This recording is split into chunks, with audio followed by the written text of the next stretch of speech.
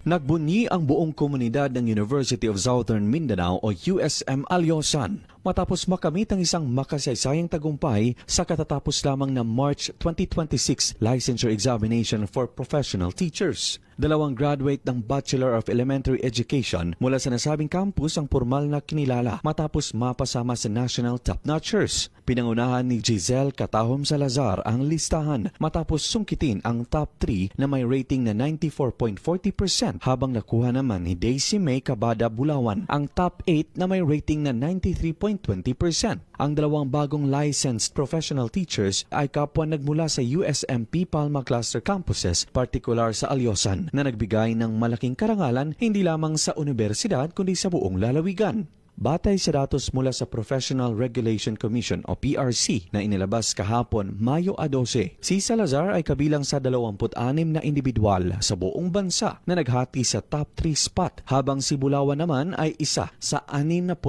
na examinees na nakakuha ng top 8 rating. Hindi lamang sa elementary level nagningning ang USM dahil humakot din ang mga top notchers ng universidad sa secondary level. Kabilang dito si Kathleen Rose Florida Bailon, top 7, habang sina Jonah May Balikog Paler at Bong J.R. Baghari Rocha ay pasok sa top 9. Gumawa rin ng sariling kasaysayan ng USM College of Human Kinetics matapos hirangin si Maybeth K. Servano bilang kauna-unahang top notcher ng kanilang kolehiyo matapos makuha din ang top 9 spot. Bumuhos ang pagbati mula sa mga kaklase, kaanak at opisyal ng universidad para sa mga bagong gurong ito na nagpamalas ng husay at dedikasyon sa kanilang pag-aaral.